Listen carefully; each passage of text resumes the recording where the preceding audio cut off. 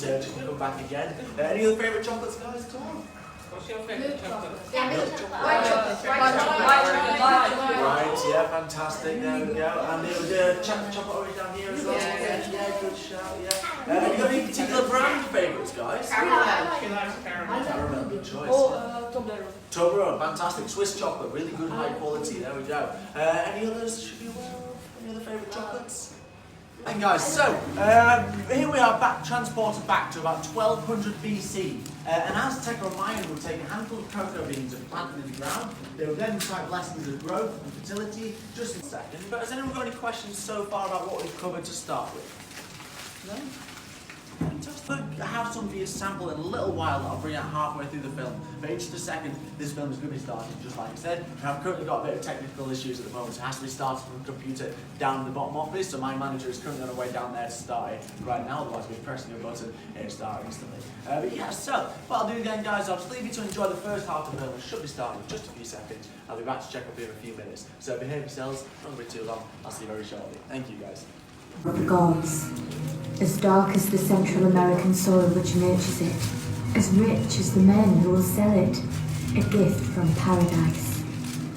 Cocoa.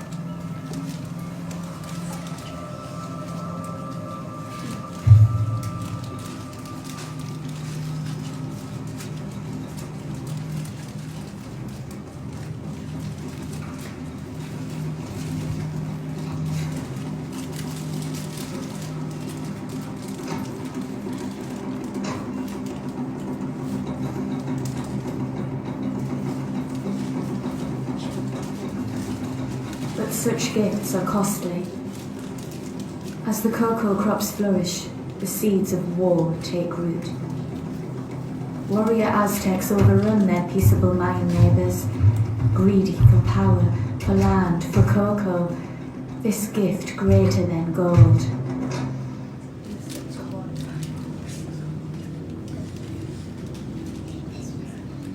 Cocoa brought the Aztecs health, fertility, and long life. Their mighty emperor Montezuma drank up to 50 cups a day. It fired their love of women and financed their trade. On it they built their empire. Civilizations rose and fell. Men killed and died for this bitter water. Chocolato. Chocolate. Yes, so that's chocolatl, the drink of the Aztecs. It does literally translate to bitter water. I'll tell you as well, not wrong, it is quite bitter. But if you do want to try some here that's freshly made this morning, all it is crushed cocoa nibs into a really fine powder. If you mix that with cold water, that is chocolatl. Now, they did flavour it as well. We have included the Aztecs' main flavour of choice, which was chili. So chili and chocolate is one of the oldest flavours of chocolate around. I'm going to preface hand this out by saying not all samples of the tour are necessarily made to be enjoyed. This is definitely one of those that's more made to experience what chocolate's like to start with, if you relate to what it's like nowadays. So how is it now? Don't be expecting massively great things from it. So here we are, guys. See, for starters, it's served cold. It's a very hot climate, so it's used to help cool them down. Members from tribes were sent to the top of mountains to try and harvest some snow. It was used to cool and melt that chocolatl down even further. It's not strictly 100% accurate as this stuff, because it was different flavourings. Crushed bugs and beetles often went in there. Crushed bones and enemies from time to time as well, that sort of stuff. We stuck fairly food safe with just the chili in there. So I'll make sure that everyone that wants some has some chocolatl. And then the second half of the film, guys, is going to tell you all about how chocolate moved from ancient Mesoamerica and made its way to York. So I'll leave you to enjoy that one. I'll be back with you shortly. There we go, guys.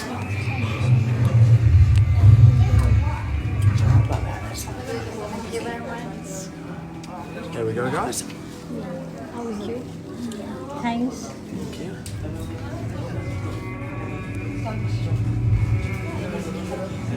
But where chocolate brought life and prosperity to the Aztecs, it also brought destruction. Hernán Cortés, a Spanish adventurer, landed in the New World 500 years ago.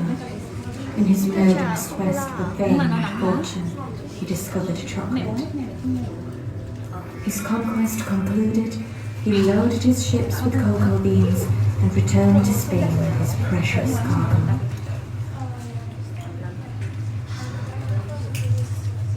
The recipe for chocolate passed to the Spanish court, where it was guarded for 100 years. But such secrets cannot be kept. and sweetened with sugar from the Caribbean. It passed from Spain to France, and from there to Italy, Holland, Germany, and, in the 1650s, to England. A tide that flows through England's ports and rivers, along the Humber and the Ouse, to York. It is traded by the city's merchants, brewed in her cocoa houses, and enjoyed by her people. Stolen from an ancient world, cocoa once again sows the seeds of the future in York.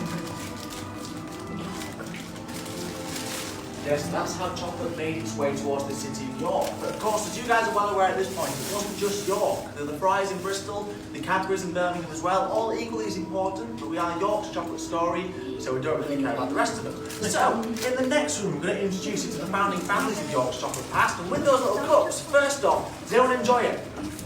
Yes. Oh, that's a better reaction than I usually get. But with those little cups, there's a green top bit that's next to the door. You're going to put just the pots in there, and nothing else. It's compost waste at the end of the day. We're going to start off with Joseph Terry. So he's the one that started Terry and Son's Chocolate Factory. We've also got his grandson, Frank Terry. He inherited the business after his grandfather passed away. The man in the centre is Joseph Roundtree Jr., and he was a businessman. Because Henry Isaac, I'll get to in a second. Henry Isaac. It was my little grocer's shop that started the whole thing off. Right, well listen to Mary. Round shall about we? It's 300 all right. years ago, Wait for you, not mine. shipping tea and coffee and cocoa into York along the river. Weren't all plain sailing, mind. Those merchant adventures. Took 7 years to be free from all trouble and fines. Oh, how were I to know I needed a licence? But still, as a woman, I built a thriving business to hand on. Yes, she did. That's Mary Chooks. So she's the one that actually started off the chocolate industry here in York. And she passed her business on to her grandson, William. He passed it on to his nephew, Samuel. And then Samuel sold it to Henry Isaac. Now, he wasn't doing too great by himself. That's why he asked the help of his older brother, Joseph Jr. I'm sure he's going to tell you all about that just now. So take it away, Henry. I'd worked for Dukes, knew the business well. Great ideas I had, great ideas. Of course, it wasn't until my brother Joseph joined to help that things really started to take off for Roundtrees. You needed more than a bit of help. Then we could grow the company beyond chocolate. See, we hired a French expert and brought out our famous pastilles. Moved from Tanner's Moat to Haxby Road. Great success. Put the company on a sound footing so we could look after our workers with paid holidays, healthcare, even provided them with pensions. Humbug! Oh, right. Beg your pardon? Brace yourselves for the formidable Mary Ann Craven. Quite a stern lady, to put it nicely. Roundtree, give us an hand up. And like I said earlier, the Cravens made more sweets rather than chocolates. They weren't as big as the other two companies, but just as important, so we'll hear from her. Right. You don't make toffee, humbugs, and French almonds paid by being soft. I lost my husband and father inside a year and ended up running 2 businesses. Aye, with children to bring up and all. There's always someone who would try and take advantage of a 5-foot-tall widow. Well, not while I've got a chair tall enough to see across the factory, there won't. I kept a keen eye on how straight the stripes were in the young bugs. And you, Me? Cravens was a bigger name as those two, you know. Yeah, well, alright, no, keep your hair on. See, they've all got their own stories to tell, but we'll move across to the Terrys at the far end. Hold on though, Frank, I know you're eager. Let's hear from your granddad first, age 14 and all that. Well, I started off as an apothecary, a chemist. Then I met the wife, went into her family's confectionery business. Sugaring pills was good practice for making sweets. Soon, Terry's was sending confectionery from Bishopthorpe Road in York right across the north by railway. New ideas and technology. That's what Terry and Sons is all about. Hey, Frank? Quite right, grandfather. New ideas. Like Father's steam-powered chocolate factory. Or our famous chocolate apple. And our rather more successful chocolate orange. Did you marry apart from fruit? What are you doing, madam? Have you not heard about Terry's All Gold? Well, if it's bright ideas you want, what about Roundtree's famous black magic and Kit Not a Kat? patch on Craven's French arms. Now please, can we not? And Roundtree's put the bubbles into arrows. And the holes into bombers. Selling holes? Now that's good business. Oh dear. Delicious, sugar-crusted York fruits, eh? How about them? And made humbugs. That's what you want. Humbugs. Now, you all understand how we, the founding families, started something very special here in York. Famous confectionery that's known and loved by millions of people around the world. And there are still some very fine confectioners, large and small, here in this city today. York really is the capital of chocolate. Yes, indeed it is. Thank you very much, Joseph. So, these are the founding families. Hopefully that's given you a bit of an understanding about what everyone did to help create the chocolate industry in York. I mean, we even had a chemist over here. But they have left you guys a present in the form of some quality streets. And hang on, I'm a Macintosh over in Halifax. I'll come round with these just now, so there we are. We're going to take one each. And when Roundtree's bought out... Handing out sweets for free? That's not very Yorkshire, is it? Oh, calm down and have a There we number. go, guys. Don't mind if I do. No worries. And when Roundtree's actually bought out Macintosh that produced these, when they were struggling a little bit, they became known as Roundtree's Macintosh. Really mentions a name, I know. And these were actually produced here in York for a little while under Roundtree's name. And that's from this man in the corner. That's George Harris in that suit, lab coat. He's also in the black suit and tie. A very big name in the chocolate making industry. He's actually responsible for the creation of a lot of chocolates that we now know and love today. See, originally he joined Roundtree's in 1930, but prior to that he was actually an officer in the First World War, and then he went to America and he studied marketing and advertising under the watchful eye of a man named Forrest Mars, which I guess is what he went to go on and do. And Forrest Mars, the thing was, he was creating chocolate that was leaps and bounds ahead of the rest of the world at that point, because his chocolate was unique and it stood out in the crowd.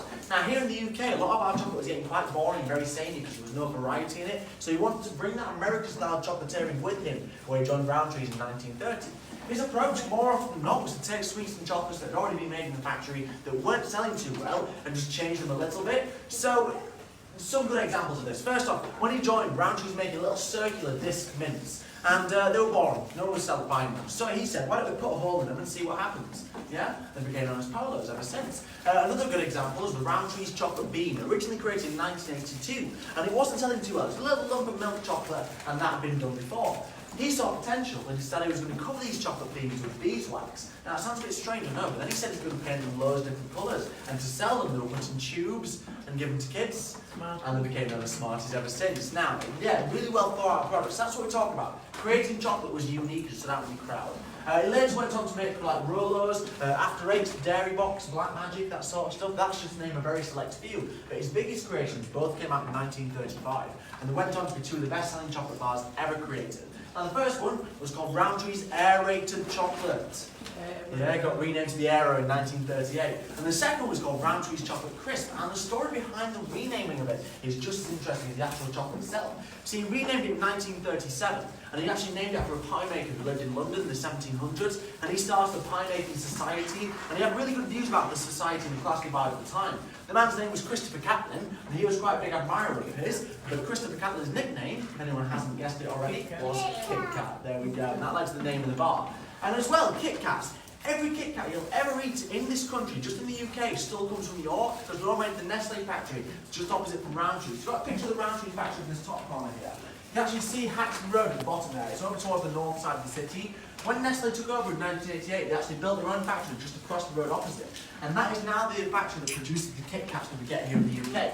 As a bare minimum, in that factory, they will produce 3.5 million bars in one day, which is an astonishing number. That breaks down to about 2,500 made in a minute, which means you guys have been with me for about half an hour in this tour so far. In that half hour alone, they've made roughly around about 55,000 bars of Kit Kats, which is an astonishing number. And that stacks up. In the UK alone, in a single year, we will eat 1 billion Kit Kats, which for a population of 68 million, I think that's pretty good going. It's definitely more than 1 Kit Kat per person per day, so we're doing all right on that front. But anyway, there is a lot more in the Kit Kat in the downstairs exhibition, a lot more than I can possibly tell you in the space of 5 minutes. So in a second, we're going to head downstairs and we'll have a little go in the interactive factory. Now, first off, it is a shared floor down there, so there will be other groups down there with us. So there's a hold off and touching things on the interactive factory just quite yet, because it can get a little bit loud, so don't want to disturb the other groups down there. So yeah, just hold off on the interactive factory for the time being. Does anybody need to use lifts at all? Will it be the flight of stairs? Any injuries you should be aware of, anything like that?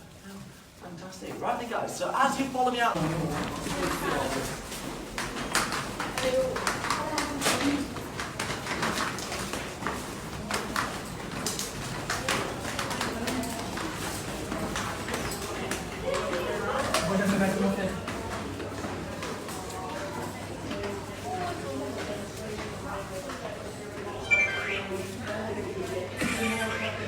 Oh, I'm just quite yet, guys. We'll get them to in a few moments.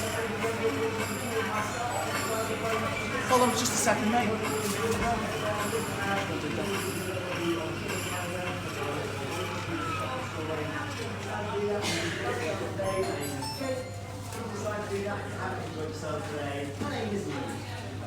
Now, before we come near the factory, we first need to find one of these. That's a cocoa pod. This is quite an old one now. It's actually shrunk and shriveled down. It's old. It's really hardened and over-ripened. When they're fresh, they're about the size of a rugby ball, so quite a lot bigger than most people think them to be.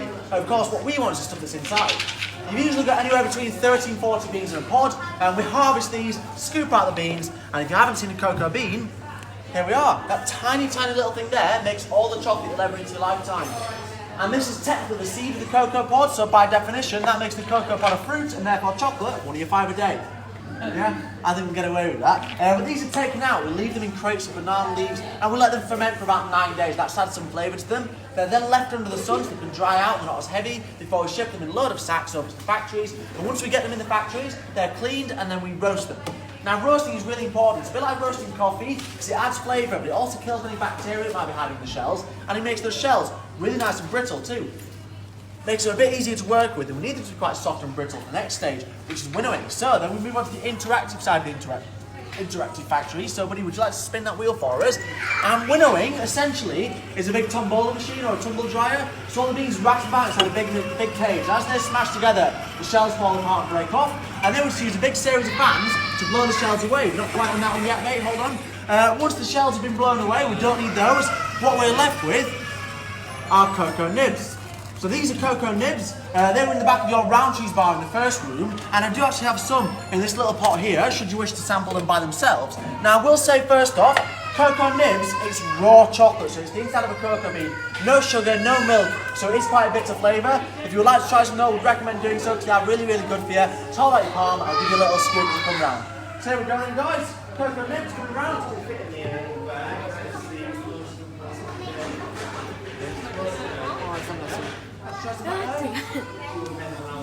Aion sabdas mitä tuksia.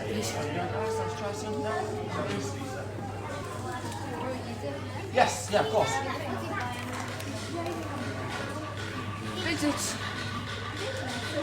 Let's try some back there, guys. Thank you very much. Because you paid for the experience for you. Bear that in mind. I'll come round. To nagigodni. No, mam nakastadzad.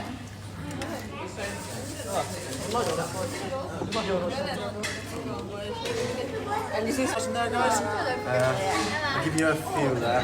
The little one's probably best with like little nibbles of it rather than eating all in one go. There we go. Milk chocolate is definitely my favorite. Alright then, so 100%. Has everyone got some that would like some? It's that cocoa liquor while it's still melting through a series of sieves. As the pressure builds up in those sieves, it filters out cocoa butter and cocoa solids. Now, who likes white chocolate? Good, good. I'm hoping all of us. We are going to be making some white chocolate lollies in a little bit. And if you don't like white chocolate, tough. But white chocolate is white because it's only made of cocoa butter and not the cocoa solids. So that's why you get the big debate, is white chocolate chocolate? Technically speaking, no, because it's made of butter, sugar and milk, it should realistically be called white butter. And we'll add cocoa butter back into cocoa solids. So the reason why we separate it first is just so we know exactly how much is going in there. We need that sort of information in the ingredients list on the back. Once that's in there though, you give it a stir in. Let's give that stir in for us guys, there we go. And once that's stirred in, that's going to taste the same as 100%. It'll be slightly different amounts of cocoa butter and cocoa solids, but it'll taste the same. So to sweeten that, we'll add the sugar. That is the simplest way you can do to sweeten any sort of chocolate. So once the sugar goes in there, which is going to ask you to do just there, if you want to press it again for us, that's now dark chocolate. Now dark chocolate is the absence of milk, but with the sugar in there, that's more like stuff that you'll find. We need to add in one more ingredient to make it milk chocolate, and we need to add in some milk. But There's a lot of adverts that show fresh liquid milk going into chocolate, but we can't do that because liquid milk is water-based and chocolate is made of cocoa butter, so it's oil-based. So we get around it instead by using powdered milk. But there we are. If you'd like to press that one more time for us, and that's going to show that fresh milk going in there. Now the reason why you see fresh milk going into chocolate more often than you do powdered milk is because it's a marketing technique. That looks a lot nicer than this stuff does, so it's going to be making more likely to buy it. It's the same thing, it's just been dehydrated, so it actually mixes in. It's also a lot easier to transport, and this stuff doesn't go off. So the shelf life of chocolate is greatly increased because you use this rather than fresh ingredients. So, after the mixing stage, we move on to tempering. Tempering is in between these two stations here. And the reason why we don't have it here is because there's a real one that I'll show you when we make our lollies. I'll explain what it does and why it's important in a few moments. But after tempering, so we have a chocolate bar, which leaves us with the only one thing left to do with chocolate, of course, and that is to eat it. And that's exactly what we're going to do on the tasting wheel behind us over here. So if you want to follow us over, guys, but professionally, it is quite a lengthy process. So I'd recommend if you take away anything from your trip with the steak, being this, because if you get any expensive chocolates at any point during the year, you can try it and show like younger kids how to do it. If you've got any like brothers and sisters that are younger, nieces, nephews, kids, grandkids, that sort of stuff, show them how to do it. But we've got a platter full of dark chocolate here. Make sure you all grab one, but just don't eat it just quite yet. Just keep hold of it.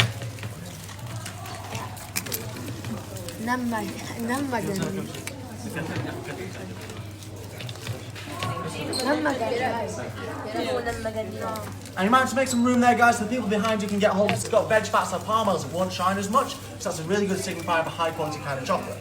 And then we'll move on to the hearing test. So what you do is you hold the chocolate up to your ear and you're going to snap it, yes? So what you should hear is quite a nice, loud, crisp snap sound. If your chocolate snaps, it means it's been well tempered. And again, I'll explain what tempering does and why it's important when we're around the lolly station in a few moments. But untempered chocolate is more of a dull thud. It doesn't make it bad, just not quite as good as stuff that has been tempered. Then we'll move on to the sense of smell. So, smell your chocolate. And what you should notice is your mouth is starting to water a little bit. And that's a good sign that you're ready to start tasting chocolate. So, you want a fairly small little piece to start with, about a quarter the size of the original square. And before you put it in your mouth, I know it's really tempting, but just hold your nose first. I promise it's worth it. It sounds like I'm pulling you on here. But hold your nose, pop some chocolate in your tongue and let it melt and keep your nose closed while it's melting. That's really important. I won't do it when you decide to speak to you properly. By letting it melt, you need to really ensure your taste buds are getting covered by that chocolate. So use the roof of your mouth and push that chocolate all around your tongue. Once that's melted in and your taste buds are nicely covered, and then take a deep breath in through your nose and out through your mouth, and that is when the flavour should hit you. So, when you get to the size where your chocolate's melted in slightly, take that deep breath in and then exhale, and that's when the flavours come through. So, the reason why we do it that way is because 80 to 90% of your sense of taste comes through your sense of smell. You've probably heard that before, but the issue with that is that chocolate is something your brain can naturally remember the taste of. So, if you pop some chocolate straight in your mouth and you don't block your nose at first, your nose will smell it, and your nose then tells your brain that you're eating chocolate. And your brain tries to remember what the taste of chocolate is from the time you've had it previously. So by doing it this way, blocking your nose at first, you're bypassing that sense of smell. So you're not allowing your brain to remember the taste of chocolate. So yeah, now you can eat the rest of your chocolate as you usually would, but the chocolate you're now going to remember is that chocolate you're eating in this moment. So take that away with you guys, give it a try with different nice chocolates you get around Christmas, birthdays or anything like that. It's a really good thing to try out. So then guys, that about concludes the guided part of the tour. So in a second, I'm going to head over to the lolly station, make sure that's all set up and ready for us. I'll give you a call. Yeah, I can do. Yeah, if you want to find a space. So guys, it's 2 people per tray. Work with a partner, work with a tray. If you want to find a tray with a partner, and then grab some sanitizer before you touch anything on your desk, please.